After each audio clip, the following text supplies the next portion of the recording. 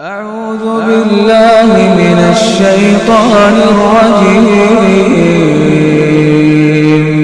بسم الله الرحمن الرحيم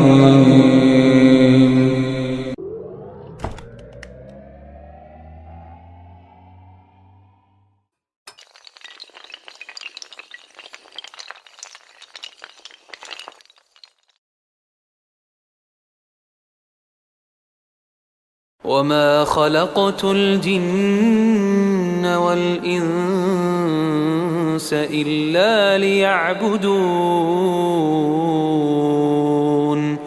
ما أريد منهم من رزق وما أريد أن يطعمون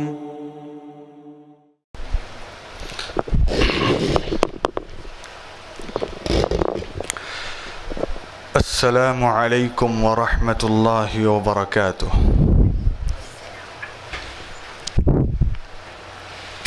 الحمد للہ رب العالمین والصلاة والسلام علی سیدنا ونبینا محمد وعلی آلہ واصحابہ اجمعین، اما بعد۔ میرے عزیز بھائیوں اور دوستوں، جیسا کہ آپ سبھی حضرات کو یہ علم ہوگا کہ دار عبداللہ بن عمر رضی اللہ عنہما میں اللہ کے فضل و کرم سے ہفتہ واری ایک دینی اور اصلاحی مجلس کا اہتمام کیا جاتا ہے۔ تو اللہ کے فضل و کرم سے آج بتاریخ 13 مئی 2016 بروز جمعہ بعد نماز عصر ایک دینی و اصلاحی پروگرام کا اہتمام کیا گیا ہے الحمدللہ۔ اور جیسا کہ آپ سبھی حضرات کو معلوم ہوگا کہ ہر ہفتے مختلف مشائخ تشریف لاتے ہیں اور مختلف عناوین پر گفتگو کرتے ہیں۔ تو آج کے مہمان خصوصی فضیلت الشیخ عباس علی حفظہ اللہ تشریف لائے ہیں، جن کا عنوان ہے اتحاد امت۔ تو میں اس مجلس کا آغاز کلام اللہ سے کرنا چاہتا ہوں، تو اور کلام اللہ کے قرآن مجید کی تلاوت کے لیے میں دعوت دیتا ہوں فضل زبیر کو کہ وہ آئیں اور اس مجلس کا آغاز کریں۔ فلیتفضل۔ اعوذ باللہ من الشیطان الرجیم، بسم اللہ الرحمن الرحیم۔ وَإِن طَائِفَتَانِ مِنَ الْمُؤْمِنِينَ اقْتَتَلُوا فَأَصْلِحُوا بَيْنَهُمَا فَإِن بَغَتْ إِحْدَاهُمَا عَلَى الْأُخْرَى فَقَاتِلُوا الَّتِي تَبْغِي حَتَّى تَفِيءَ إِلَى أَمْرِ اللَّهِ فَإِن فَاءَتْ فَأَصْلِحُوا بَيْنَهُمَا بِالْعَدْلِ وَأَقْسِطُوا إِنَّ اللَّهَ يُحِبُّ الْمُقْسِطِينَ۔ إِنَّمَا الْمُؤْمِنُونَ إِخْوَةٌ إِنَّمَا الْمُؤْمِنُونَ إِخْوَةٌ إِنَّمَا الْمُؤْمِنُونَ إِخْوَةٌ فَأَصْلِحُوا بَيْنَ أَخَوَيْكُمْ وَاتَّقُوا اللَّهَ لَعَلَّكُمْ تُرْحَمُونَ۔ السلام علیکم ورحمۃ اللہ وبرکاتہ۔ اللہ تعالیٰ فرماتے ہیں قرآن مجید میں الذین آمنوا وتطمئن قلوبهم لذکر اللہ الا بذکر اللہ تطمئن القلوب۔ جو لوگ ایمان لائے ان کے دلوں کو سکون اور اطمینان اگر مل سکتا ہے تو صرف کلام اللہ سے، اللہ کے ذکر سے۔ الا بذکر اللہ تطمئن القلوب، اور ہے کوئی ذکر ایسا جو تمہارے دلوں کو سکون و اطمینان دے سوائے اللہ کے ذکر کے؟ بے شک۔ تو میں زیادہ وقت نہ لیتے ہوئے شیخ محترم شیخ عباس علی حفظہ اللہ سے معذبانہ گزارش کرتا ہوں کہ وہ اپنے عنوان کا آغاز کریں. فلیتفضل مشکورا. الحمد للہ رب العالمین والصلاة والسلام على سید المرسلین محمد وعلى آلہ وصحبہ اجمعین. رب اشرح لی صدری ویسر لی امری واحلل عقدۃ من لسانی یفقہوا قولی. ذمہ داران مجلس اور سامعین، دوستوں، بزرگوں، بچوں، بڑی خوشی ہے کہ جو عنوان دیا گیا ہے اتحاد امت، وحدت امت، المؤمنون اخوہ، مومن سب بھائی بھائی ہیں، آج کل کے حالات کا اہم تقاضا ہے. دیکھیے محنتیں بہت ہو رہی ہیں. اب تو رمضان شریف قریب ہے تو روزوں پر محنت ہوتی ہے، نمازوں پر، زکوٰۃ پر، اور حج تو ایک دلچسپی بن گیا ہے. یہاں پر جو لوگ آتے ہیں ان کا، اور جو دور رہتے ہیں، اب تو اللہ تبارک تعالیٰ نے مال و دولت سے نوازا، ساری چیزیں ہو رہی ہیں دلچسپی سے. کوئی تلقین کرنے کی ضرورت نہیں ہوتی. یہاں تک کہ لوگ تراویح کا ایسا اہتمام کرتے ہیں کہ مکہ پہنچنے کی کوشش کرتے ہیں. سب کچھ ہو رہا ہے حد سے زیادہ. ضرورت کس بات کی ہے؟ ضرورت اس بات کی ہے ہم آپس میں منتشر ہیں، بکھرے ہوئے ہیں. وہ محبت جو ایک مومن کو اپنے مومن بھائی سے ہونا چاہیے، وہ الفت، وہ آپس کی شرافت، وہ مفقود ہے. تو مسئلہ یہ ہے کہ یہ انتشار جو پیدا ہوا یہ کیوں کر ہوا، کیا وجوہات ہیں اس کے، ایک چیز. اور دوسرا ہم کیا اس میں اپنے آپ کی اپنی قربانی ہم کیسے پیش کر سکتے ہیں. اصل کام تو یہ کرنے کا ہے. دیکھیے اللہ تبارک تعالیٰ نے ہمارے لیے جو دین جو بھیجا ہے انبیاء کے ذریعے، منہج رسول، تو آپ جانتے ہیں کہ یہ کلام پاک اور یہ احادیث رسول، اس میں وضو تک کے مسائل ہیں، غسل کے مسائل ہیں، معیشت کے، معاشرت کے، کپڑوں کے. تو کیا مسلمان آپس میں کیسے رہیں اس کی وضاحت نہیں ہے، اس کی بھی وضاحت ہے کہ کس طرح رہیں مل جل کر. تو اصل جو محنت ہے ہمیں کرنا ہے اپنے گھر سے شروع کیجئے. آج آپ دیکھیے ایک بین الاقوامی سطح پر دیکھیے تو کتنے ایسے ممالک ہیں جو ہمارے نام سے ہیں مگر ایک دوسرے سے بھڑے ہوئے ہیں، جڑے نہیں بلکہ ٹکراؤ ہے ان کا. پھر اس کے بعد آپ جماعتوں کے تعلق سے جائیے، کتنی جماعتیں ہمارے یہاں بنی ہیں بغیر کسی کا نام لیے ہوئے. جانتے ہیں لوگ، کیونکہ میرا شروع سے یہ طریقہ کار ہے کہ تنقید نہیں بلکہ سمجھانا. ادعو الی سبیل ربک بالحکمت والموعظۃ الحسنہ. تو کتنی جماعتیں ہیں، ٹکراؤ. کیوں ایسا ٹکراؤ ہے؟ میں آپ کو بتاؤں. سورہ انبیاء نبیوں کا ذکر ہے، 18 نبیوں کا ذکر ہے، 15 کا تو نام کے ساتھ اور 2 کا اشارے سے، جس کو ہم کہتے ہیں ضمیر. واللتی احسنت فرجہا، جس نے اپنے ناموس کی حفاظت کی. اسلامی دنیا اور مسیح دنیا میں فوراً توجہ جاتی ہے کہ مریم ہوگی علیہ السلام اور ان کے بیٹے کی. اور پھر 18ویں نبی کریم صلی اللہ علیہ وسلم انک. تو اتنے انبیاء کا ذکر کرنے کے بعد کیا کہا جا رہا ہے؟ ان ھذہ امتکم امۃ واحدہ. اتنے انبیاء کا ذکر ہوا. سب جانتے ہیں کہ شریعت موسوی شریعت محمدی صلی اللہ علیہ وسلم سے مختلف تھی.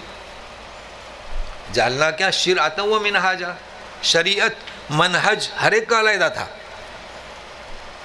نماز پڑھی جاتی تھی موسیٰ علیہ السلام کے زمانے میں، یعنی شریعت موسوی آپ اس کو سمجھے، یہ مختلف تھی ہم سے. لیکن اچھا کچھ مسائل بھی مختلف تھے، شادی بیاہ کے ہوں، لیکن اس کے باوجود بھی اللہ تبارک تعالیٰ فرماتے ہیں کہ یہ ایک ہی امت. کیا مطلب؟ کیا مطلب ایک ہی امت؟ انا ربکم فاعبدون. آدم علیہ السلام سے لے کر نوح تک، نوح علیہ السلام سے لے کر ابراہیم علیہ السلام تک، پھر موسیٰ علیہ السلام تک، عیسیٰ علیہ السلام تک، اور نبی کریم صلی اللہ علیہ وسلم تک ہم ایک ہی امت ہیں اور ایک ہی امت تھے. تو مطلب کیا ہے اس کا؟ مطلب ہے کہ ہمارا دین ایک، ہمارے عقائد ایک. البتہ روزے کی شکل پہلے مختلف تھی. نماز کی جو پابندیاں ہیں بجائے 5 کے 3 وقت، یہ مسائل جسے ہم کہیں گے فروعات. اچھا اب جو کہا جا رہا ہے کہ ایک امت، باقی توحید، عقائد، اللہ، دین ایک ہی. البتہ فرق کیا تھا کہ موسیٰ علیہ السلام کے پاس جو دین تھا، جو کتاب تھی، وہ قرآن کا ایک حصہ، وہ مکمل دین نہیں تھا. جیسے آپ یوں سمجھیے کہ بہت آسان ہے سمجھنے کے لیے، اور جب کلام پاک آیا تو اس میں جامعیت آ گئی. وہ دین ہمارے پاس ہے. ہمارے پاس کون سا دین ہے؟ مکمل دین ہے. تو پھر ہمیں یہ انتشار کیسا؟ ہم کون ہیں؟ دیکھیے ہم کون ہیں، سنیے. اللہ تعالیٰ فرماتے ہیں، ہم پڑھتے ہیں نماز میں الحمدللہ رب العالمین، تو گرامر سے رب العالمین، تو وہ کون ہے؟ رب العالمین، سارے جہاں کا رب. اب ترجمے میں نہ جائیے جنہوں نے غلط ترجمہ کیا ہے 2 جہاں کا. اس کا معنی 2 جہاں کا نہیں ہوتا ہے. 2 جہاں کے لیے جنتان، مدہامتان، آن، عین، یہ 2. للمتقین جمع، سارے جہاں کا رب ہے. تو ہم سب اسی کے بندے. تو مکمل دین کس طرح بھیجا؟ رحمت للعالمین. کیا فرمایا؟ وما ارسلناک الا رحمت للعالمین. تو اس مکمل دین کو جب مکمل دین ہوا تو ایسے نبی کو بھیجا ساری جہاں کے لیے رحمت. تو موسیٰ علیہ السلام کون تھے؟ اپنی قوم کے لیے، اپنے زمانے کے لیے. تو مطلب کیا ہوا کہ ہمارا دین ہے جو پہلے تھا وہ اس میں ہے، لیکن جو اس میں ہے وہ اس میں نہیں تھا، پہلے دن میں نہیں تھا. یوں سمجھیے، آپ جانتے ہوں گے کہ یہ موبائل نکلے تھے. پہلے کیا تھا موبائل میں؟ خالی فون کرو بس، ہے نا. پھر بعد میں نکلا اس کا، غالباً مجھے نمبر یاد ہے، کیا N72 ایسا کچھ نکلا تھا جی، اس طریقے سے نکلنے لگا. تو آپ گئے بھائی اس سے بڑھیا ہے، 73 ہے، 74 ہے، پوچھتے رہتے ہیں. کیا مطلب؟ کہ اس میں جو ہے میسیج ابھی 250 سے ہوتے ہیں، اب 300 سے ہوتے ہیں. اس میں کیمرہ نہیں تھا، اب اس میں کیمرہ ہے. پہلے وہ بلوٹوتھ سے فوٹو بھیجنا پڑتا تھا. تو اب جو نکلا ہے آپ کو، جو ابھی جو فائنل، تو جو اس میں تھا اس میں ہے، لیکن جو اس میں ہے وہ اس میں نہیں تھا. تو ہمارے پاس کون سا دین ہے؟ سب کا مجموعہ ہمارے پاس ہے. تو میں آپ کو اپنی قیمت بتلا رہا ہوں. ہماری کیا قیمت ہے؟ ہم وہ ہیں جو مکمل ہیں. ہمارے پاس وہ دین ہے. تو سنیے کہ رب العالمین اور رحمت للعالمین ہمارے پاس جو آیا ہے، تو ہمیں چاہیے کہ ان صفات سے مستفید ہوں. کیسے ہوں؟ ہم بھی رب العالمین کی ساری انسانیت کے لیے ہم پیغام پہنچانے والے بن جائیں، اور ساری انسانیت کے ساتھ جیسے آپ صلی اللہ علیہ وسلم رحمت تھے، ہم بھی اخلاق حسنہ سے ہماری تہذیب ان کے لیے. لیکن ہم آج بٹے ہوئے ہیں. میں تجربے کی بات بتا رہا ہوں. جو ہم کام کر رہے ہیں سب دین کا کام کر رہے ہیں، مگر ایک دوسرے سے کٹے ہوئے ہیں. ایسا کیوں؟ کئی یہاں پر دعوت و تبلیغ کرنے والے ہیں، لیکن آپس میں ملتے نہیں، بیٹھتے نہیں، مشورہ نہیں کرتے. جیسے کہ کسی فلم کے ہیرو ہیں، ہمارے اس اسٹیج پہ کوئی دوسرا نہیں آ سکتا. تو بات یہ ہے کہ یہ میں جو بتلا رہا ہوں کہ آپ اور ہم اور یہ جو سننے والے اگر اس چیز کو سمجھ رہے ہیں، ہمارا پیغام کس کے لیے ہو؟ سبوں کے لیے. ہمارے اڑوس پڑوس میں کچھ بھی ہو. دیکھیے یا ایھا الناس ہے نا، یا ایھا الناس اتقوا. تو کیا مطلب یا ایھا الناس اتقوا؟ سب اور پھر اللہ کا خطاب ہے کہ الذین آمنوا، یدافع الذین آمنوا، تو مؤمنین کی حفاظت اللہ کرے گا، لیکن پیغام سب کے لیے۔ اگر اس ہم پیغام کو محدود کرتے ہیں، لمیٹڈ کرتے ہیں، یا آپس میں انتشار ہمارا ہے، اس کا مطلب ہم نہ رب العالمین کو سمجھے، نہ رحمت للعالمین کو سمجھے، اور نہ یہ اکمل دین کو سمجھے۔ چلے میں آپ کو اور قریب لے جاؤں کہ امام ہے نا، امیر، جماعتیں، یہ کیا چیز ہے؟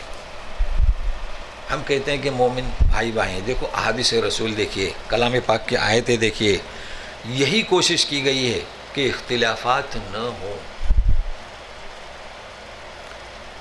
آپ کو یاد ہوگا، آپ اگر احادیث وغیرہ پڑھتے ہوں گے، کہ نبی کریم صلی اللہ علیہ وسلم نے فرمایا کہ جب آپ کہیں سفر میں ہوں تو 3 آدمی ہو تو کیا کرنے کا حکم ہے؟ ایک کو امیر بنا دو، ہے کیوں؟ بہت آسان مثال ہے۔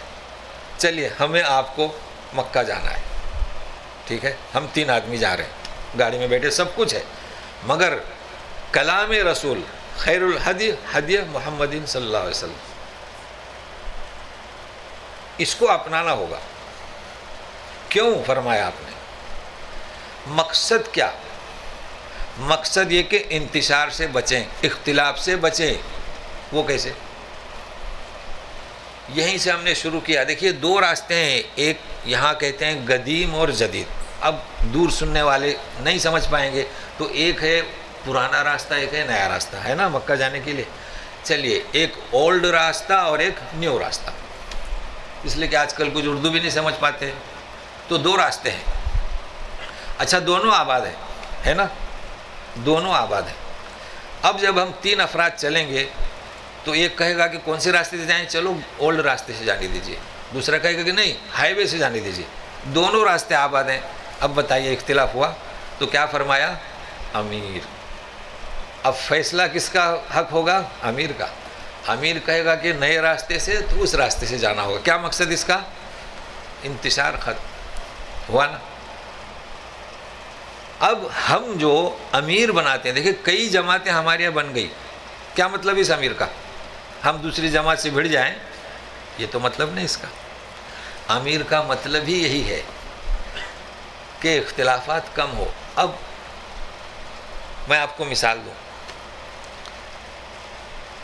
2 باتوں کو ذہن میں رکھیے جو میں پیغام دینا چاہتا ہوں۔ ایک تو ہماری جماعتیں، اچھا بغیر نام لیے ہوئے آپ سمجھ جائیں گے، اور جو مشہور ہیں، آپ کیا کہتے ہیں؟ ہم کہتے ہیں ائمہ اربع، تو کیا کہیں گے آپ اس کو تاکہ سب سمجھے؟ 4 امام، اور بھی کوئی لفظ ہے انگریزی کا، سمجھتے ہیں سب چاروں اماموں کو۔ دیکھیے جب مدینہ میں امام مالک تھے، ہے نا رحمۃ اللہ علیہ، بغداد میں امام ابو حنیفہ تھے، امام شافعی بھی گئے۔ جس وقت انہوں نے اس فقہ کو مرتب کیا، کیا اختلاف کے لیے کیا؟ نہیں۔ کیوں کیا؟ اختلاف مٹنے کے لیے۔ اس لیے کہ لوگ آتے تھے کہ میرے شوہر نے ایسا کہا، خواتین آتی تھی میں کیا کروں، طلاق ہوئی نہیں ہوئی، تو یہ بتاتے جاتے تھے۔ قوم کی خدمت، کسی خاندان میں اختلاف نہ ہو۔ کبھی انہوں نے کہا کہ فلاں کے پیچھے نماز نہ پڑھے، تو کیا طریقہ تھا؟ تو آپ سمجھئے کہ ایسا وقت آیا۔ دیکھیے خلیفہ منصور کو کون نہیں جانتا ہے؟ بہت مشہور ہے، جو ہمارے خلفاء گزرے ہیں، عباسی خلیفہ۔ تو امام مالک سے وہ بہت متاثر تھا۔ دیکھیے اماموں کی کیفیت کیسی تھی، یہی کیفیت ہم امیروں کی ہونی چاہیے۔ کہا کہ میں آپ کا فقہ نافذ کرنا چاہتا ہوں، کیونکہ اس وقت جس علاقے کے لوگ تھے اس فقہ پر چلتے تھے۔ کہا کہ نہیں، ایسا نہیں کرنا، میرا فقہ کسی پر زبردستی مت تھوپو۔ کیوں؟ کیونکہ وہ جانتے تھے کہ یہ دین نہیں، یہ دین نہیں۔ اور مختصر میں کر رہا ہوں، ہر ایک کا یہ قول ہے، مطلب ہوگا کہ اذا صح الحدیث فہو مذہبی، تو پھر آپ میرا فقہ کیسا تھوپ رہے ہیں؟ اچھا یہی نہیں، جو شافعی فقہ پر چل رہے ہیں مجبور مت کرو کہ میرا فقہ اپنائیں۔ ایک مثال، اچھا اور ایک مثال دوں. شادی تھی، بارات آ رہی تھی، ٹھیک ہے. اب جو بارات آئی تھی وہ کون تھے؟ وہ آمین بولنے والے تھے اور رفع دین کرنے والے تھے، یعنی شافی. اور جو مسجد میں تھے وہ کون سے تھے؟ وہ بغیر رفع دین اور آمین. اچھا دیکھیے کیسی محبت، کیسی الفت. کہا کہ دیکھیے جو آ رہے ہیں نا وہ رفع دین کریں گے اور آمین، تو ہم ان کے احترام بھی ہم بھی رفع دین کریں گے اور آمین کہیں گے. کہا کہ بہت اچھی بات ہے. دیکھیے یہ ہے الفت. اچھا انہوں نے راستے میں طے کیا ہم جہاں جا رہے ہیں وہ آمین نہیں کہتے، اس لیے ہم نے آمین نہیں کہنا، دل میں کہو، اور وہ رفع دین بھی نہیں کرتے. اچھا اس کا نام ہے الفت. جب آئے تو معاملہ برعکس، جو آمین اور رفع دین کرتے تھے وہ خاموش رہے اور جو نہ کہتے تھے وہ آمین. یہ ہے کیا بات ہے. کیوں کہ دل میں نفرت نہیں تھی، چونکہ ان کے یہاں ایک استاد تھے مگر وہ جانتے تھے کہ یہ دین نہیں، یہ کیا ہے، فتاوے ہیں. لوگ پریشان ہوتے ہیں. میں یہی پیغام دیتا ہوں کہ فتویٰ دین نہیں. فتویٰ دین ہو سکتا ہے؟ نہیں. فتویٰ کیا ہوتا ہے؟ میں اپنی رائے کو ظاہر کروں کہ طلاق ہو چکی، حنفیہ کے یہاں طلاق نہیں ہوئی، تو یہ نبی کریم صلی اللہ علیہ وسلم نے فرمایا کہ جو کوئی محنت کرتا ہے اگر صحیح جواب دیا تو 2 اجر، ایک محنت کا اور ایک صحیح جواب کا. نہیں تو ایک اس کا مطلب ہے کہ فتویٰ دین نہیں، خطا کا احتمال ہے. تو کہنے کا مقصد یہ کہ ان ائمہ نے اختلاف کے لیے نہیں، یہ لوگوں نے اپنی طرف سے. تو اصل پیغام کیا دینا چاہتا ہوں، یہ تھے بانی. کون؟ فقہ کے جو مرتب کیا، گویا کہ ان کی وجہ سے مالکی مذہب کہیے یہ ہوا، دین نہیں مذہب. ان میں کوئی خامی نہیں تھی، اخلاص تھا، محبت تھی. اس کے بعد نمبر آتا ہے رہبروں کا. کس کا؟ رہبروں کا. جیسے ہمارے یہاں جماعتیں بنی ہیں، ایک ہے بانی جماعت کا. جماعت کیوں بنی اس کی بھی حقیقت میں ابھی واضح کرنے کی کوشش کرتا ہوں. تو ان فقہا کے رہبر کون ہیں؟ مفتی. سمجھ رہے ہیں نا. تو یہ مفتیوں میں بگاڑ آ گیا، ایک قسم کا بگاڑ آ گیا. بگاڑ کیا آیا؟ کیوں آیا؟ معیشت کی وجہ سے. بڑی بڑے مدارس یونیورسٹیاں ہیں، اب فتوے صادر کرنا انہیں خیال رکھنا پڑتا ہے کہ ہماری معیشت کیا ہے، معاش کیا ہے، تو فتوے صادر کرتے ہیں. آپ کو میں بتاؤں تجربے کی بات، بعلم ان کی بات کر رہا ہوں، کہ جبریل امین آئے اور نمازوں کو 2 وقت پڑھ کر بتلایا. جانتے ہیں آپ ظہر کی نماز پڑھائیے، شروع وقت میں زوال ہوتی ہے اور پھر تھوڑی دیر کے بعد پھر دوسرے روز آئے تو لیٹ پڑھوائے. پھر عصر بھی ایسی. تو عصر کو یوں سمجھیے، وہ تو فقہ میں آتا ہے کہ 1 مثل پھر 2 مثل، یعنی یوں سمجھیے کہ پہلی دفعہ روز جو ہے 3:30 بجے عصر، تو دوسرے روز 4:30 5 اس طریقے سے. تو کیا کہا کہ ان دونوں کے درمیان نماز کا وقت ہے.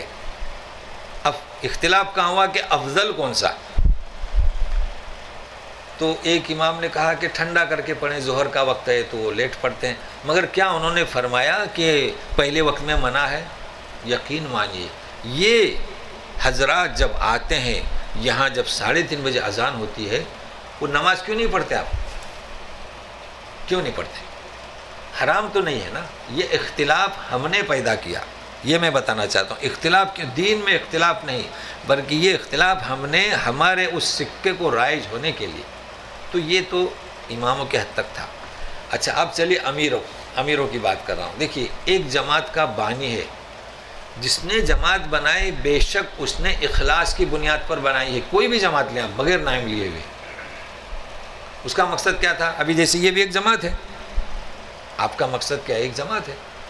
اب اللہ کی مہربانی ہو اس پر، یہ 500 آدمی تک بھی ہو سکتی ہے، ہزاروں تک بھی بڑھ سکتی ہے. اسی طریقے سے جماعتیں بڑھ گئی ہیں. پہلے تو 3 افراد پر شروع ہوتی تھی نا جماعت. اب اس جماعت کی بنیاد میں آپ کو بتاتا ہوں. ایک جماعت تھی، ایک صاحب کہیں پڑاؤ ڈالا بستی میں، تو مہمانی ہو رہی تھی، مسلمان لیکن نظر نہیں آ رہے تھے مسلمان. ہمارے یہاں آج بھی ایسی بستیاں ہیں. آئیے آپ، دونوں مسلم غیر مسلم کپڑے ایک ہی. ہمارے یہاں اس کو دھوتی کہتے ہیں، یعنی جو تم مسلم بھی دھوتی، وہ کچھ عجب سی رہتی ہے. وہ جب نام پکاریں گے وہ تو پتہ چلے گا یہ تو عبد الرحمن ہے. تو ایسی بستی میں انہیں نہ نماز نہ کلمہ۔ اب وہ آدمی اخلاص تھا کہ یہاں ہمیں محنت کرنی چاہے، تو ان کو کلمہ پڑھایا، سکھایا، آتے رہے، جاتے رہے، تو دیکھیے 4 آدمی بھیجتے رہے، اچھی بات ہے، اخلاص پر بنی نا، اخلاص پر۔ اب اس کے بعد اللہ کی مہربانی ان پر ایسی ہوئی، کیوں؟ یہ اخلاص، جو اخلاص تھا نا، اخلاص کی وجہ سے اللہ تعالیٰ اس کو ترقی عطا کرتے ہیں، مجمع ہو گیا۔ اب جب جو اس کے امیر بنے ان میں بگاڑا گیا، تو بانی کو آپ کبھی کچھ نہ کہیں، جماعتیں صحیح کام کے لیے بنی ہے، اب اس میں کیا بگاڑا ہے میں کیا بتاؤں، کتنا بگاڑ آیا۔ دیکھو پہلا بگاڑ کیا تھا، محنت کرنا شروع کی، لوگوں کو نماز کی طرف بلایا اور کچھ ممنوع کام سے روکنے کی کوشش کی، تو جب روکنے لگے تو رد عمل یعنی اس کا ریئیکشن ہونے لگا۔ آپ کیوں منع کرتے ہیں؟ جس کو سورہ لقمان میں اللہ تبارک تعالیٰ نے لقمان حکیم کا قول بیان کیا ہے، یا اقیم الصلاۃ ہے نا، وَأَمُرْ بِالْمَعْرُوفِ وَانْهَ عَنِ الْمُنْكَرِ، تو وَانْهَ عَنِ الْمُنْكَرِ یعنی برائیوں سے روکو، شرک سے روکو، بدعت سے روکو، وَاصْبِرْ عَلَىٰ مَا أَصَابَكَ۔ کیا مطلب؟ اگر آپ معروف تک رکے رہیں گے کوئی آپ کو کچھ نہیں کہے گا، آپ کی بڑی آؤ بھگت ہوگی۔ جہاں اپنی برائیوں سے روکا ریئیکشن، تو فرمایا کہ وَاصْبِرْ عَلَىٰ مَا أَصَابَكَ، صبر کرو۔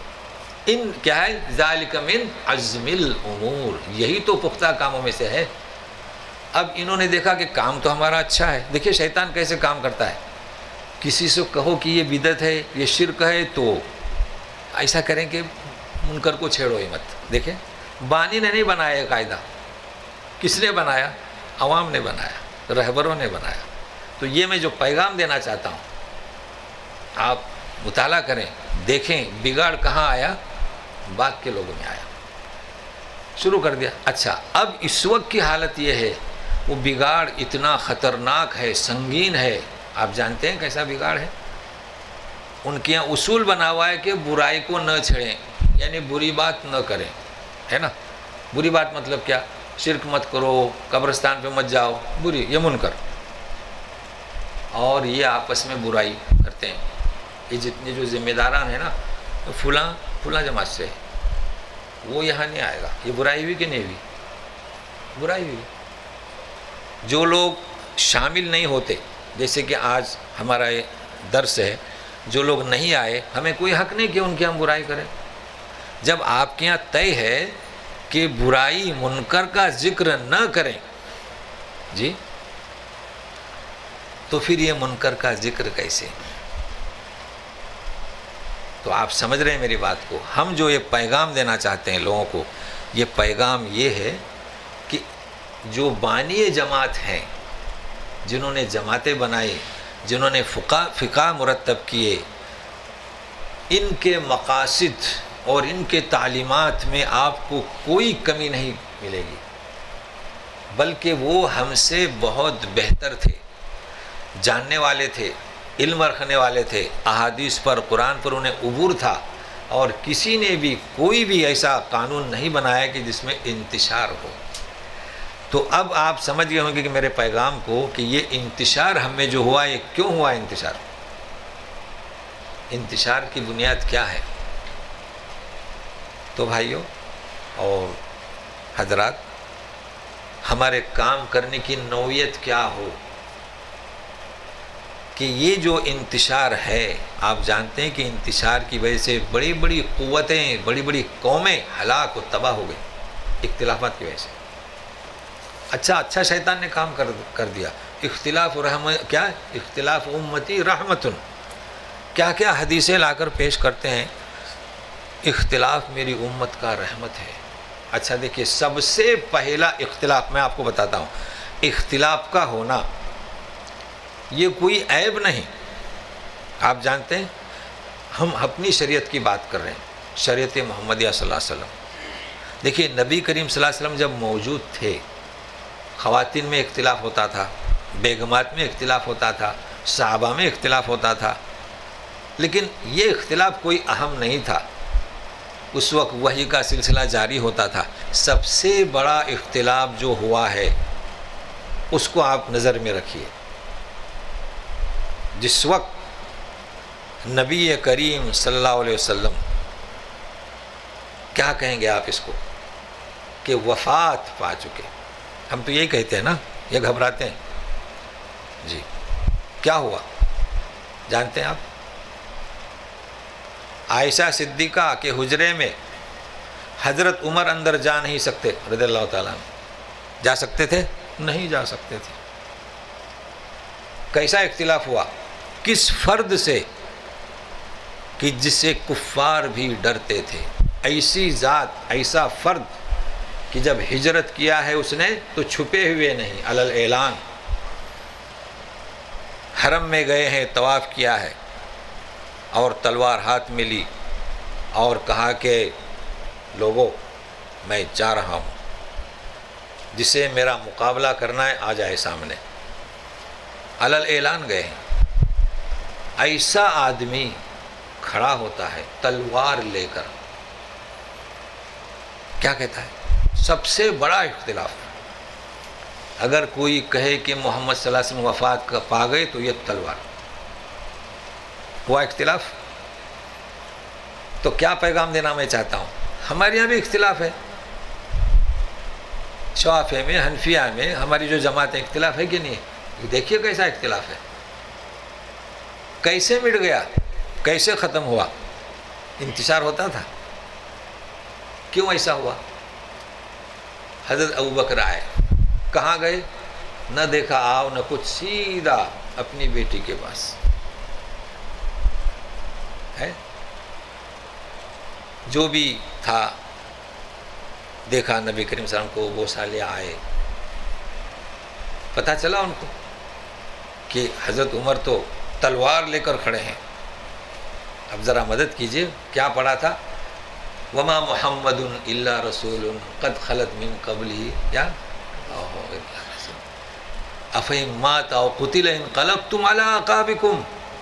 بس یہ آیت پڑھی وہاں پر, واللہ اختلاف مٹ گیا. ترجمہ بھی کہہ دوں کہ بھائی آپ نے یہ فرمایا, جو آیت کا ترجمہ یہ ہے کہ وہ تو رسول ہیں, اس کے پہلے بھی رسول گزر چکے, مر جائے یا شہید ہو جائے تو کیا تم اپنے پلٹ جاؤ کر خساروں کو اختیار کرو گے؟ یہ ترجمہ ہے اس کا. کیا بات ہے, ایسا کیوں ہوا؟ کیا فرماتے ہیں حضرت عمر رضی اللہ تعالیٰ عنہ؟ مجھے ایسا لگا کہ آیت ابھی اتری. ٹھیک ہے, اچھا ایک بات, آپ بھی صحابی, جلیل القدر, آپ بھی صحابی. ایسا کیوں؟ اس لیے کہ انسان ہے ہم. کلام پاک کی آیت پہلے اتر چکی تھی. کوئی فرد ایسا نہیں ہے کہ ساری آیتیں اس کے دماغ میں حاضر ہوں, جسے ہم کہتے ہیں مستحضر ہوں. ایسا کوئی نہیں مل سکتا آپ کو. کیسے ملے گا؟ ہم انسان ہیں. آیتیں پڑھتے تھے مگر مستحضر نہیں تھی, یعنی حاضر نہیں تھی. تو انہوں نے جب ذکر, جب یاد دلایا تو فوراً قبول کیا کلام پاک کے سامنے. انتشار ختم ہو گیا. یہ چیز ہم میں نہیں. ہم میں کیا ہے جانتے ہیں؟ اگر آپ کلام پاک کی آیت پیش کریں کہ وَاعْتَصِمُوا بِحَبْلِ اللَّهِ جَمِيعًا وَلَا تَفَرَّقُوا, کہ اختلاف مت کرو, الْمُؤْمِنُونَ اِخْوَةٌ, تو آپ کو کیا جواب ملے گا؟ وہ حضرت عمر کا جواب نہیں ملے گا کہ آیت مستحضر نہیں تھی, آیت اب جیسے کہ ابھی اتر رہی. کیا جواب ملے گا؟ اچھا تو ہمارے امام صاحب کیا نہیں سمجھتے تھے, آپ سمجھتے ہیں, ملے گا. چلیے یہی جواب ملے گا. اب ہم امام صاحب کے سامنے کیا, کچھ بھی نہیں. امام صاحب کا نہیں, یہ جو ہماری جماعت کے جو لیڈر ہیں نا, ان کی بھی مثال دیتے ہیں. چونکہ ہمارے یہاں بھی جو کچھ ہستیاں ہیں بیان دیتی ہیں بہت مقبول ہیں اور یعنی لوگ انہیں متبرک سمجھتے ہیں, ان کی مثال دیتے ہیں. میں آپ کو بتاتا ہوں. میں ایک فنکشن میں گیا اور اس لیے گیا چونکہ میرا ایک طریقہ کار ہے کہ یہ جو مشہور ہیں داعیان, تو ان کے مجلس میں جاتا ہوں. چونکہ سارے لوگ پہچانتے نہیں ہیں نا, چونکہ جاننا بھی چاہیے, دیکھنا بھی چاہیے کیا ہے کیا نہیں. بہت مشہور ہمارے یہاں ذمہ دار, یعنی ان کو سونپ دی گئی تھی پورے اسٹیٹ کی ذمہ داری. تو ظاہر بات ہے کہ ایسا آدمی تو بہت بڑا ہوگا. وہ ایزیلی بات نہیں کر رہے ہیں، اسٹیٹ پوری مہاراشٹر. تو ہم گئے، نزدیک تھا، پہنچے، کھانا ہوا، جو بھی سسٹم تھا ہوا. عصر کی اذان ہوئی، کب؟ 3:45 بجے، اور عصر کے بعد بیان کا وقت تھا. تو ملاقات کرنا تھا. عصر کی نماز ہوئی، غائب، موجود نہیں. اب پریشان رہے، کیا بات ہے؟ تو پوچھا، نہیں وہ بھی آرام کر رہے ہیں، قیلولہ ہو رہا ہے. اچھا جی، یہ کون سا قیلولہ؟ ہم بھی پریشان ہیں. بھائی نماز ہو رہی ہے، نماز ہوئی. وہ قیلولہ کون سا ہو رہا تھا جانتے ہیں؟ عصر کی نماز ان کے یہاں 5 بجے ہوتی ہے. اب آپ سمجھ گئے ہوں گے جی. ہاں، یہ 3:15 بجے جو اذان ہوتی ہے نا، یہ کون سے لوگ ہیں یہ اذان دینے والے؟ تو پھر مجھ سے کہا چلیے ملتے ہیں. ہم عصر کی نماز پڑھ کے ملنے کے لیے گئے تو بولے نہیں ابھی تو قیلولے میں. اچھا 5 بج رہے. پھر اٹھے، نماز پڑھے. ہم نے کہا دیکھیے اس وقت تو انتشار ہمیں نہیں کرنا تھا نا، انتشار تو جائز نہیں تو پھر کہیں گے اختلاف امتی کیا نہیں. ہم نے اس سے جو تاثر لیا کہ ایک مبلغ آدمی جب ہمارے ساتھ نماز نہیں ادا کر رہا ہے، وہ ہمیں کیا دعوت دے سکتا ہے؟ بتلائیے، دعوت دے سکتا ہے ہمیں وہ؟ لیکن کچھ نہیں. بھائی حکم کیا ہے کہ جماعت المسلمین ید اللہ علی الجماعہ. ہم مکان میں نماز پڑھتے ہیں، کتنا ثواب ملے گا؟ 1. مسجد میں جائے جو احادیث ہیں 26 کی 27 کی، تو جو بھی حدیث ہے تو کیوں زیادہ ثواب ملتا ہے؟ اچھا رہا نماز تو 2 یہ اوقات ہے. 3:30 بجے اگر وہ مثل ہو جائے تو وقت ہو گیا عصر کا، 5 بجے تک پڑھتے رہیں، 5:30 بجے تک مغرب سے پہلے. اگر 7 بجے اذان ہو رہی ہے تو 6:45 6:30. تو کہنے کا مقصد یہ ہے کہ ہمارے یہاں یہ جو رہبر ہیں، رہبر، ان میں بگاڑ پیدا ہوا اور انہوں نے انتشار پیدا کیا. اور یہ انتشار پیدا کرنے کا سبب یہ بھی میں آپ کو بتا چکا ہوں. ایک تو اپنی معیشت، چونکہ آج کل کیا ہوا ہے، پہلے جو دینداری تھی نا، جو لوگ دین کا کام کر رہے تھے بیچارے اپنا روزگاری اپنی خود کی تھی، بیٹھتے تھے، لکھتے تھے. اور اب ایسا نہیں ہے. اب جو تبلیغ جو ہے، ہماری دعوت، یہ ہماری معیشت سے جڑی ہوئی ہے. امام ہیں مسجد کے، خطیب ہیں، بڑا اچھا خطبہ دیتے ہیں، بیان بھی دیتے ہیں، مگر کہاں جڑے ہوئے ہیں؟ معیشت. اگر کوئی ایسی حق بات پیش کریں جو ٹرسٹ ٹان کے مزاج کے خلاف ہو تو طبیعت جو ہے گوارا نہیں کرتی. یہ وجہ ہے کہ ہم حق بات نہیں کہہ رہے ہیں. یہ جتنے بھی بڑے بڑے مفتیان، یہ اسی بنیاد پر کہ صرف اپنا ہی ایک ادارہ، اس کے خلاف ہم ہرگز فتوے نہیں دے سکتے. اسی وجہ سے اختلاف ہو رہا ہے. چلے میں آپ کو بتاؤں کہ اختلاف، ہمارے یہاں جو اختلافات ہیں، نمازوں کا طریقہ ہے نا، ہم نماز پڑھتے ہیں، نماز میں اختلافات ہے. عمرہ کرتے ہیں، اچھا وہاں بھی اختلاف. حج میں بھی اختلاف. یہ کیوں؟ عرفات کے میدان میں بھی اختلاف. آپ کو اندازہ ہوا ہوگا کہ عرفات میں نمازیں کتنے طریقے سے پڑھی جاتی ہیں. اختلاف. کیوں اختلاف ہو رہا ہے؟ ہم ایک پلیٹ فارم پر کیوں نہیں آتے؟ کیا وجہ ہے اس کی؟ ہماری دعوت انسانیت کے لیے کیوں نہیں؟ چلیے انسانیت، ہماری دعوت ہمارے اڑوس پڑوس سارے مسلمانوں کے لیے کیوں نہیں؟ تو یقین کیجئے کہ نبی کریم صلی اللہ علیہ وسلم کی جو تعلیمات ہیں وہ کیسی ہیں. اس آیت کو آپ نے یاد کیا، رحمت للعالمین. آپ کے اخلاق، آپ کے معاملات، تجارت، کسی کے ساتھ کوئی بھی عالم ہو، کنیزوں کا عالم ہو، غلاموں کا عالم ہو، عورتوں کا عالم ہو، اونٹوں کا عالم ہو، چوٹیوں کا عالم ہو، مچھلیوں کا عالم ہو، ہر ایک کے ساتھ کیسا تھا؟ رحمت. تو اصل بات یہ ہے کہ کلام پاک کی تعلیمات اور احادیث رسول. میں آپ کو ایک مثال دیتا ہوں کہ ہم فروعات میں رہ گئے. کس میں؟ فروعات میں. ہم نے حدیث کا مطلب سمجھا اور نہ سنت کا مطلب سمجھا. آج کل آپ جانتے ہیں وہ کلپ چل رہا ہے کہ کھڑے ہو کر پانی پیے تو کہہ کر دو، ایسا کچھ کلپ چل رہا ہے. یعنی انتشار پیدا کرنا چاہتے ہیں لوگوں میں. نبی کریم صلی اللہ علیہ وسلم کہ آپ اقوال دیکھیں، افعال دیکھیں، تو میں ایک چیز آپ کو بتانا چاہتا ہوں کہ ہم کہتے ہیں سنت رسول ہے نا اور احادیث رسول، مگر کبھی غور کیا کہ سنت کسے کہتے ہیں اور حدیث کسے کہتے ہیں؟ فرق ہے کہ نہیں؟ ہم لپکتے ہیں کس کے لیے؟ تاکہ ہمارا داخلہ جنت میں ہو جائے. ہم ان فروعات کے پیچھے لگے رہتے ہیں. اب پانی کے پیچھے لگ گئے کہ کھڑے ہو کر پانی نہیں پینا، قے کر دینا. پیشاب کرنے پر لگ گئے. ایک زمانہ تھا کہ پیشاب کے بارے میں بڑے الجھن میں تھے لوگ، مگر اب دیکھا کہ ہر طرف جو پیشاب خانے ایسے بنے ہیں کہ بیٹھ کر پیشاب ہی نہیں کر سکتے، گندگی ہو جائے گی. تو یہ ساری تعلیمات ہمیں ملتی ہے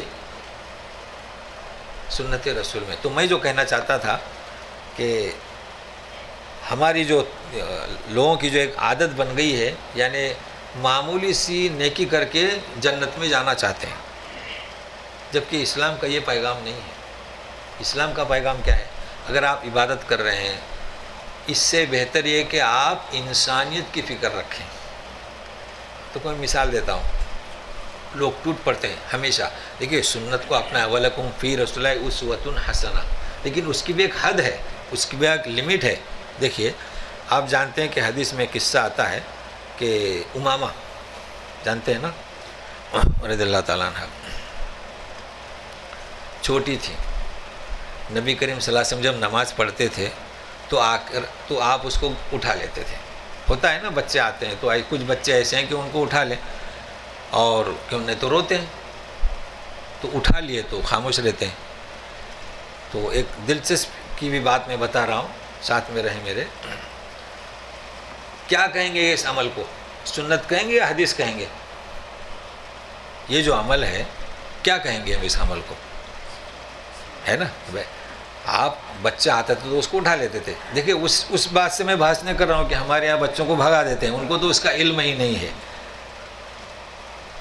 چونکہ وہ ان حدیث کو نہیں دیکھتے ہیں. لیکن میں جو کہنا چاہتا ہوں کہ دیکھیے سنت یعنی جو عمل رسول اللہ صلی اللہ علیہ وسلم نے کیا وہ سنت ہوا، ٹھیک ہے نا. اور حدیث میں جو آ گیا تو سنت یعنی کہ آپ کا جو محبوب.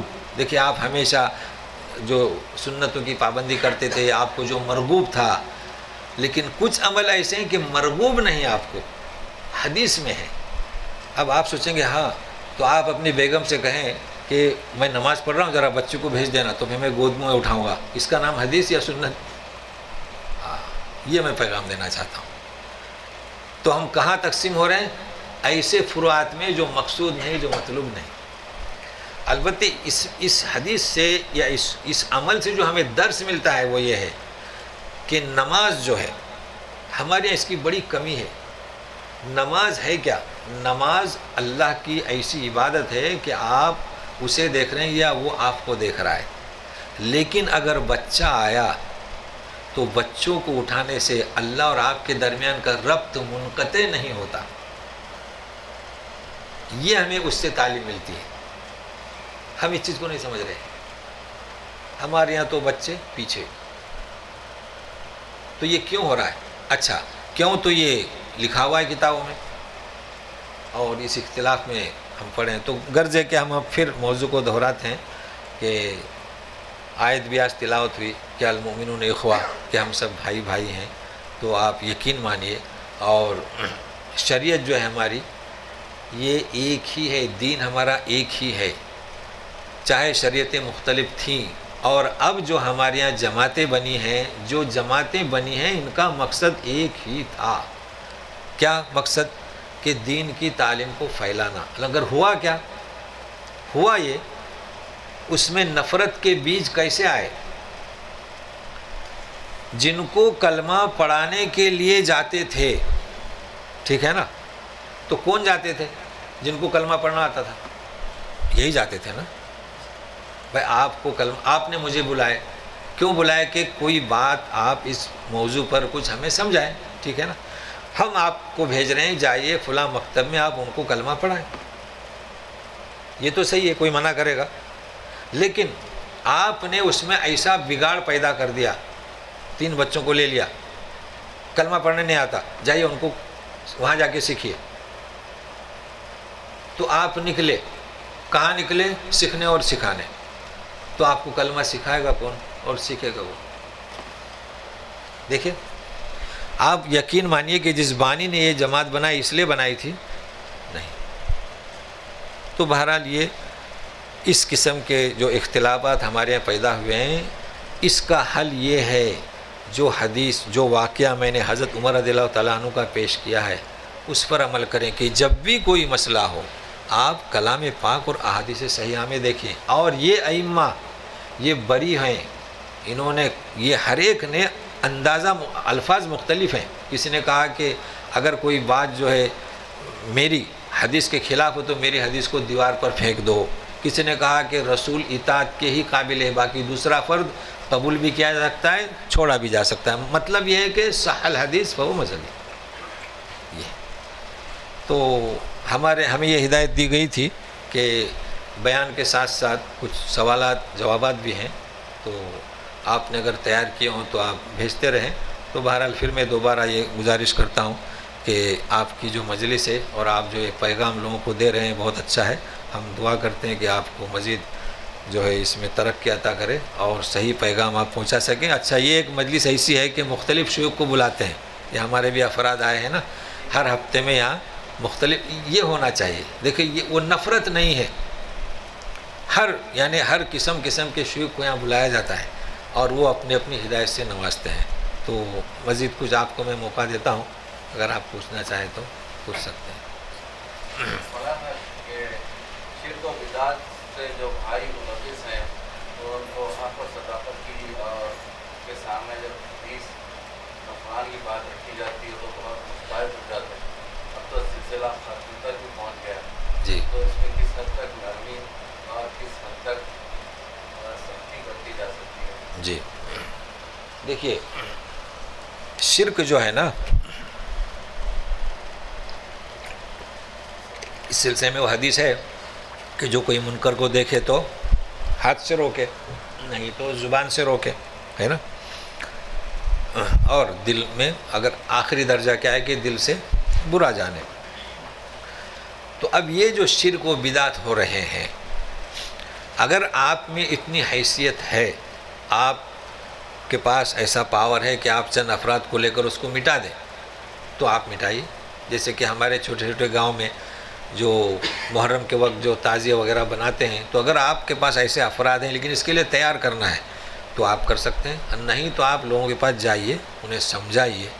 اور اگر یہ بھی ممکن نہیں ہے تو اضعف الایمان. لیکن سوال کیا آتا ہے یہاں پر کہ وہ تیسرا درجہ بھی ہم اختیار نہیں کرتے، یہ ہے مسئلہ. بلکہ ایسے رل مل جاتے ہیں ان میں کہ بلکہ بچوں کو لے جاتے ہیں دیکھنے کے لیے. تو ظاہر بات ہے کہ جب وہ منکر ہے پھر آپ بچوں کو کیسے لے جاتے ہیں گود میں لے کر؟ تو بولے وہ بچوں کو دکھانے کے لیے آیا تھا. ہاں تو یہ کیفیت نہیں ہونی چاہیے. تو کوشش کریں انشاءاللہ کہیے. اچھا ایک مسئلہ تھا، وہ جو آواز آئی تھی وہ بھی میں بتا دوں کہ مسئلہ ایسا ہے، سوال آج کا ہی آپ نے بھیجا ہے کہ عصر کے بعد وہ عمرہ کرنا چاہتے ہیں. تو انہوں نے جواب دیا ہے کہ عصر کے بعد آپ عمرہ کرنا چاہتے ہیں تو احرام کی نماز کو نفل کہا ہے، ٹھیک ہے نا، لہٰذا آپ نفل نہ پڑھیں. یعنی وہ جواب دے رہے ہیں، میں نہیں کہہ رہا ہوں، جواب وہ نقل کر رہا ہوں ان کا، کہ کسی نے سوال کیا کہ عصر کے بعد وہ عمرہ کر رہا ہے تو نفل جو ہے عمرے کی وہ پڑھے یا نہ پڑھے. تو اس کا جواب دے رہے ہیں، تو وہ جواب ایسا دے رہے ہیں کہ وہ نفل ہے اس لیے، اور عصر سے مغرب تک نماز منع ہے اس لیے اس کو پڑھنے کی ضرورت نہیں. پھر اس میں مزید یہ کہہ رہے ہیں کہ وہ عمرے کا جو طواف کرنے کے بعد نماز بھی اس کو بھی مؤخر کر دے. سوال سمجھ گئے نا، یا وہ یہ جواب دے رہے ہیں. تو اس میں کتنی غلطیاں آپ سنیے. سب سے پہلی بات یہ ہے کہ احرام باندھنے کے لیے جو انہوں نے نفل نماز کہا احادیث میں کہیں نہیں ہے، آپ نے کبھی پڑھا؟ پہلی بات تو یہ ابتدا غلطی سے کی. دوسری بات، نبی کریم صلی اللہ علیہ وسلم کے جتنے بھی عمرے اور حج ہیں آپ نے نماز سے پہلے احرام باندھا اور سلام کے بعد فرمایا اللہم لبیک عمرتن یا حجن. کیا مطلب ہوا کہ کسی نماز کے بعد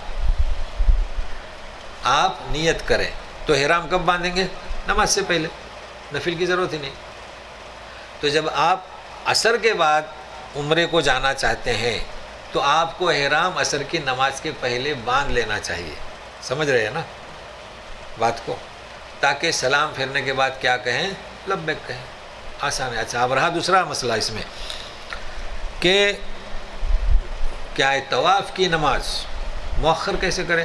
میں اس وقت وہ حدیث بہت مشہور ہے، یا بنی عبد مناف لا تمنوا احدا بہذا البیت طاف وصلی. طواف اور نماز ای ساعت لیلا و نہارا، کبھی بھی کسی کو نہ روکیں. تو پھر اسے مغرب تک انتظار کرنے کیوں کہہ رہے ہیں؟ کس بنیاد پر کہہ رہے ہیں؟ اپنا ان کا جو مذہب ہے اس بنیاد پر. تو یہ اس کا جواب ہوا. سمجھتے گئے نا آپ اس سلسلے میں؟ اور کوئی آپ چاہتے ہیں تو کوشش یہ کی جائے کہ کسی نماز کے بعد. ہاں، اب اہل علم کہتے ہیں، نفل نہیں ہے، اہل علم کہتے ہیں چونکہ نبی کریم صلی اللہ علیہ وسلم نے نماز کے بعد احرام باندھا. اب آپ 11 بجے آپ کی نیت ہو گئی، چونکہ نماز نہیں ہے تو آپ سنت پڑھ لیں، لیکن عمرے کی نفل نہیں کہلائی جائے گی. تو اس کی گنجائش ہے، اس کو بدعت نہیں کہتے ہیں. وہ یہ اہل علم کہہ رہے ہیں، واضح ہو جائے کہ اہل علم کا ایسا کہنا ہے تو ٹھیک ہے. لیکن کوئی نہ بھی پڑھے کہ نہیں ہم نہیں پڑھتے، نماز نہیں آئی بھی، تو وہ بھی اپنی گنجائش ہے اس کی. تو ہر بات کو واضح کرنا چاہیے. تو ہم کہیں گے کہ نہیں پھر نفل پڑھے تو لوگ سوچیں گے کہ دین میں ہے، نہیں شریعت میں نہیں ہے. چلیے اور کچھ. تو یہ اطمینان ہو گیا، ان کو آپ پیغام بھیج دیں. کہیے جی، کہیے. آپ بیان میں جب محمد صلی اللہ علیہ وسلم کا نام آیا، ساتھ میں جو ہے آپ صلی اللہ علیہ وسلم. اب ہم سامعین کے اوپر بھی کیا یہ لازم ہے کہ جب ہم سنتے جائیں ساتھ میں ضرور؟ ہاں، اصل میں وہ جو حدیث ہے نا کہ بخیل ہے، تو یہ تو آپ نے کبھی مقرر سے بھی ہوتا ہے. ابھی دیکھیے آپ اگر غور سے کیجئے نا تو کبھی کبھی ہم علیہ السلام کہتے ہیں، کبھی نہیں کہتے ہیں. تو اصل میں کیا ہے، آپ کوشش کریں کہ جب بھی ہم کہیں محمد صلی اللہ علیہ وسلم تو آپ آہستہ سے کہہ دیں. لیکن کبھی کیا ہوتا ہے، آپ کچھ سن رہے ہیں، دیکھو میرے نقطے کو سمجھے، کبھی آپ غور سے سن رہے ہیں تو آپ سننے کے میدان میں ہیں اور اس وقت آپ سے ادا نہیں ہوا تو اس پر گرفت نہیں ہوگی. یہ اس بخیل میں نہیں آئے گا. سمجھ رہے ہیں نا؟ چونکہ ایک اہم نقطہ پیش ہو رہا ہے تو آپ غور سے سن رہے ہیں اور آپ سے رہ گیا. انکار نہیں ہے، اب جان بوجھ کے نہیں کہتے ہیں. تو فرق ہوا. جیسے کہ مقرر جب بیان کرتا ہے، کبھی کبھی ایک اپنا مدعا اس کو بیان کرتا ہے تو کبھی کبھی رضی اللہ عنہ رہ جاتا ہے. آپ نے دیکھے ہوں گے نا کئی مقرر سے. تو ہم انکار نہیں کر رہے ہیں، تو یہ چیزیں گرفت میں نہیں آتی ہیں. لیکن کوشش کرنا چاہیے کہ محمد صلی اللہ علیہ وسلم، لیکن کبھی ایسا ہوتا ہے. چلیے ہاں، محسوس ہے کہ محمد صلی اللہ علیہ وسلم بھی کہیں یا ابراہیم علیہ السلام اور آدم علیہ السلام یعنی دوسرے انبیاء کے ساتھ بھی صلی اللہ علیہ وسلم. اچھا، اصل میں کیا ہے پتہ ہے، میں آپ کو بتاؤں، یہ کچھ خصوصیات ہیں، اختصاصیات، اور اسے کہتے ہیں اجماع امت. جیسے کہ اللہ تعالیٰ نے فرمایا کہ صلو علیہ، تو نبی کریم صلی اللہ علیہ وسلم کیا صلی اللہ علیہ وسلم، اور پچھلے انبیاء کے ساتھ علیہ السلام. لیکن اگر کسی نے موسیٰ صلی اللہ علیہ وسلم بھی کہا تو اس پر گرفت نہیں ہوگی، یا محمد علیہ السلام بھی کہا. لیکن ایک بات یاد رکھیں، ایک سازش کے تحت لوگ کوشش کر رہے ہیں کہ محمد کے صلی اللہ علیہ وسلم کے آگے بھی علیہ السلام لکھیں.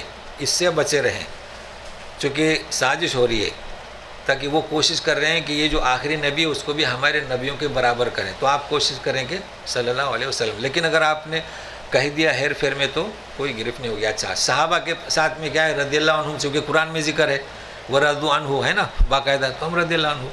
اب کسی شخص کو ہم رضی اللہ عنہ نہیں کہہ سکتے کیونکہ یہ ان کا خاصیت ہے صحابہ کی. تاکہ جب میں بیان کروں جیسے قتادہ رحمۃ اللہ علیہ اور کیا ابن عباس رضی اللہ عنہ، تو سامعین سمجھ سکیں کہ صحابی ہیں اور یہ غیر صحابی ہیں. اس لیے ان کا جو اسپیشل، جیسے کہ آج کل ہیں ڈاکٹروں کی جو ڈگریاں ہیں، الگ الگ نام ہیں، تو یہ حق ہے اور یہ اس لیے ہے کہ امتیاز کے لیے، یعنی پتہ چلے کہ فرق ہو. باقی جرم نہیں اگر آپ نے کہہ دیا تو. چلیے اور کہیے.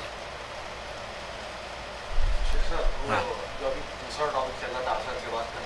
ہاں عصر کے اور مغرب کے درمیان کے اثرات الاستخارہ بھی نہیں پڑ سکتے. ہاں سنیے، ابھی یہ موضوع آپ اس طرح سمجھیں کہ جو حدیث میں جو منع کیا گیا ہے نا، یہ ذرا غور سے سنیں کہ ان اوقات میں نماز منع ہے. وہ کون سی نماز منع ہے؟ بلا سبب کے. سمجھ رہے ہیں نا؟ جیسے کہ ہم کسی مسجد میں بیٹھے ہیں، ابھی یہاں بیٹھے ہیں، اور ابھی ہم اٹھ کر نماز پڑھیں نہیں پڑھ سکتے. جنازہ آیا، سبب ہوا ایک چیز. اب اگر یہ پروگرام آپ مسجد میں رکھتے تھے تو چونکہ ہم مسجد میں داخل ہوئے، حدیث ہے کہ جب داخل ہو جاؤ تو نماز پڑھو، تو نماز پڑھیں. تو سبب ہونا چاہیے. تو چونکہ آپ نے طواف کیا تو سبب بنا، اب نماز پڑھیں. اور استخارہ یہ سبب نہیں ہوا، آپ بعد میں پڑھ سکتے ہیں، ٹھیک ہے نا؟ کیونکہ سبب ابھی ظاہر نہیں ہوا نا، سبب ظاہر ہونا چاہیے. جنازہ آیا، سبب ہوا، مسجد میں داخل ہوئے، سبب ہوئے، تو مطلق نماز یہ ولا سبب کے نماز پڑھنا منع ہے. اچھا آپ ایک مسجد میں نماز پڑھے، پھر دوسری مسجد میں گئے، سبب ہوا. اچھا مادہ حرم کے، حرم میں تو 24 گھنٹہ. چلیے اور کچھ؟ شیخ صاحب جیسے ہم لوگوں کے ساتھ میں رہتے ہیں، جو لوگ نماز نہیں پڑھتے ہیں، جی ہاں، نہ یعنی قرآن پڑھتے ہیں، تو ان کے ساتھ کھانے پینے کا کیا معاملہ ہے؟ جو لوگ نماز بالکل نہیں پڑھتے، نہ جمعہ پڑھتے ہیں، نہ عام نماز پڑھتے ہیں، جی ان کے ساتھ کھانے پینے کا معاملہ ہمارا کیا ہے؟ ہاں دیکھیے، جو لوگ نماز نہیں پڑھتے ان کے ساتھ تو آپ کو قریب ہونے کی کوشش کرنا چاہیے. اس کی وجہ یہ ہے کہ جو نماز پڑھتے ہیں وہ تو ہے ہی، تو جو نہیں پڑھتے ہیں ان کے ساتھ اور آپ ہاتھ بڑھائیں، سمجھے نا؟ تو ان میں کچھ انسیت ہوگی اور آپ ان پر اپنی تبلیغ کر سکیں گے. یہ سمجھنا ہی نہیں کہ جو نماز نہیں پڑھتا ہے، قرآن نہیں پڑھتا ہے، کھانے کا سوال نہیں، بلکہ ابھی تو آپ کو تجربہ ہوا نہیں ہے کہ ہم لوگ جو کمپنیوں میں رہتے ہیں نا، وہاں تو غیر مسلم بھی ہیں، ہے نا؟ غیر مسلم بھی ہیں نا ہمارے ساتھ، تو وہ بھی رہتے ہیں. تو ہم 10 آدمی کھانا کھا رہے ہیں اور اس میں 2 غیر آ گئے تو وہ بھی ہمارے اس میں شریک ہیں، تو ہم ان کے ساتھ کھائیں گے کہ نہیں؟ کھائیں گے. تو اسلام کیا چاہتا ہے؟ اسلام چاہتا ہے کہ اپنا پیغام پہنچائے، تم پہنچاؤ. تو کسے پہنچاؤ گے؟ جو دور ہے. تو کھانے میں کوئی حرج نہیں، کھا سک، بلکہ آپ کو کھانا چاہیے. جی نہیں، وہ اور چیزیں. دیکھیے وہ جو کفر ہے نا، وہ اور مسئلہ ہے، کیونکہ اس صورت میں تو بڑے مسائل ہوں گے کہ اگر آپ کہیں گے کہ جو نماز نہیں، وہ اس کی اہمیت نماز کی بتانے کے لیے کہ من ترک الصلاۃ فقط کفر فإنہ عماد الدین. لیکن اس کا مطلب یہ نہیں کہ جو نماز نہیں پڑھتا اس کو ہم ترک کر دیں، یا ہے کہ اس کو غیروں کے قبرستان میں دفن کریں، ایسا تو نہیں ہے نا. دیکھیے اس کے لیے، اس حدیث کو سمجھنے کے لیے آپ منافقین کے اس پر جائیے. منافقین کو کیا کہا گیا؟ ان کی سزا کیا ہے؟ سرٹیفکیٹ ملا ہے، ان المنافقین فی الدرک الاسفل من النار. مگر دفنائے کہاں جائیں گے؟ مسلمانوں کے قبرستان میں. تو اسلام کے دائرے میں ہیں، دنیا میں وہ اسلام کے دائرے میں ہیں. تو جو نماز نہیں پڑھتے دنیا میں وہ اسلام کے دائرے میں ہیں. اگر ہم نے ان کو یہ درجہ کراہت کا دے دیا تو ہمارا پیغام نہیں پہنچا. اس کو ذہن میں رکھیے، چونکہ احادیث بالکل صحیح ہیں، اس کو سمجھنا ہے. یہ بھی حدیث ہے کہ عصر کے بعد نماز پڑھنا منع ہے، یہ بھی حدیث ہے کہ مسجد میں جاتی ہے تحیۃ المسجد پڑھو. تو بہت اچھا آپ نے سوال کیا، خیال رکھیں. تو آپ کے ساتھ ایسے ساتھی ہیں، انشاءاللہ آپ ان سے ملیے، تعلقات رکھیں تو آپ کے جیسے بن جائیں گے انشاءاللہ. چلیے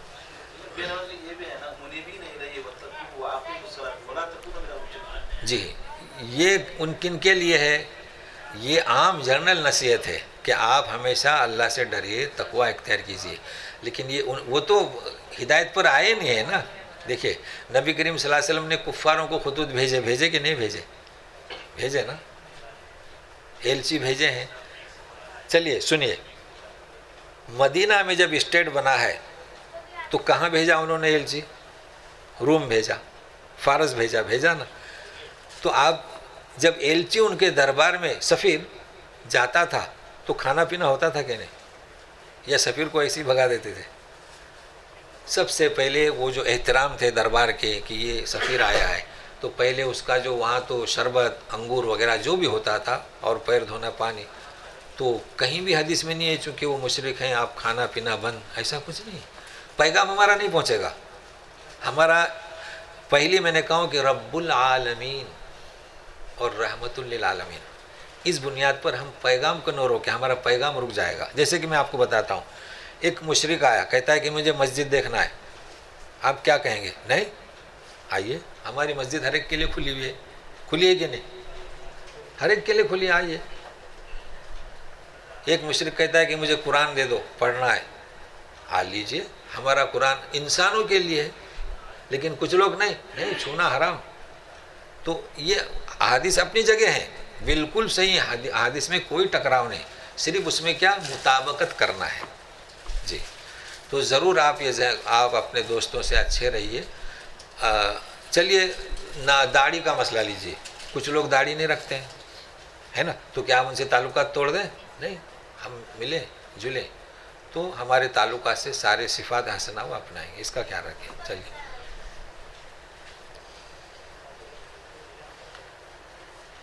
تو آپ لوگ پہنچ گئے ماشاءاللہ.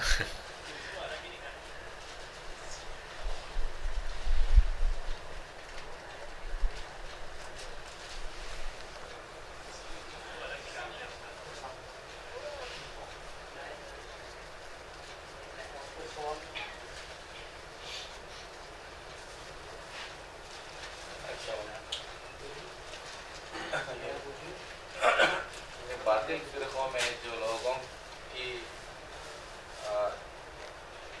اسلامی یا ان کی عبادتوں میں جو شرک و بدعت ہیں، جی نظر آنے پہ تنقید کی جائے یا نظر آنے پر یا کوئی آ کے پوچھنے پر ان کو بتایا جائے، یا بلا وجہ بھی ان کے بارے میں لکھا یا بولا جا سکتا ہے؟ نہیں، جنرل طور پر آپ لکھ سکتے ہیں، یعنی جو خامیاں ہیں نا جماعتوں میں یا افراد میں، تو آپ ان کو اپنے بیان میں، لیکن کیا ہے اسلوب سے، یہ تو ہمارا کام ہے نا، یہ تو ہمارا کام ہے کہ انہیں پتہ چلے. اچھا کیا ہے وہ جو ایک جو فتنہ ہے نا، جیسے لوگ عوام کو بھڑکاتے ہیں، وہ چیز نہیں ہونی چاہیے، لیکن اسلوب سے کہ یہ ان میں خامی ہے، جیسے میں سمجھاتے رہتا ہوں کہ جماعت والے کیا ہیں کیا نہیں، تو اس طریقے سے ہمارا فرض ہے. لیکن خیال رکھیں کہ ہمارا مقصد کیا ہے کہ وہ اس کو قبول کریں، تو قبول کرنے کے لیے وہ جذبات اور وہ یعنی الفاظ غلط، اس سے تو وہ قبول نہیں کریں گے. باقی آپ لکھیں، ضرور لکھیں کہ یہ خامی ہے، یہ خامی ہے. جیسے کہ ابھی ہم نے بتایا کہ بانی جو ہے جماعت کا، اس نے اچھے کام کے لیے وہ جماعت بنائی، بعد میں اس میں بگاڑا گیا، تو ضرور آپ کریں. ہاں ارے یہ تو بڑا افسوس ہو رہا ہے مجھے، یہ شب برات اور دارالعلوم دیوبند سے شروع ہو گئے خطوط، بڑا افسوس ہے، کیا کیا جائے. جو ہمارا عید ہے رمضان المبارک کا مہینہ، جی اس کی استقبال کے لیے نصیحت ہم لوگ اچھا جی ہاں ہاں جی دیکھیے رمضان المبارک آ رہے ہیں، اس کے لیے ہم کو تیاری کرنا ہے، اس کے لیے مستعد ہونا ہے. نبی کریم صلی اللہ علیہ وسلم خود بھی اس کے لیے مستعد تیاری ہوتے تھے، اور آخری شعبان میں خطبہ بھی دیا کرتے تھے. چونکہ رمضان المبارک کا مہینہ ایسا ہے کہ قرآن میں اس کا ذکر ہے، اور لیلۃ القدر کا بھی قرآن میں ذکر ہے. یہ کوئی ایسی چیز نہیں ہے کہ مختلف ہو، یعنی اختلافی چیز نہیں ہے، بلکہ آپ رمضان کے لیے ابھی سے نیت کر لیں کہ ہمیں کچھ عبادت کرنا ہے رمضان کی. روزے میں ظاہر ہے کہ جو ہم عام دنوں میں بحث و مباحثہ کرتے ہیں وہ نہ ہو، اس کا بھی روزہ ہو، گفتگو کم ہو، یہ ساری چیزیں ایسی ہیں. تو انشاءاللہ اس رمضان میں روزے میں آپ صحیح اس کے کیفیت اس کو محسوس کریں گے. کئی چیزیں آپ کو کم کرنا پڑے گی، خاص رمضان کی وجہ سے. اب جیسے کہ لوگ گفتگو کرتے ہیں، نہیں وہ بھی کم کریں، ہر چیز کا روزہ انشاءاللہ. باللہ التوفیق.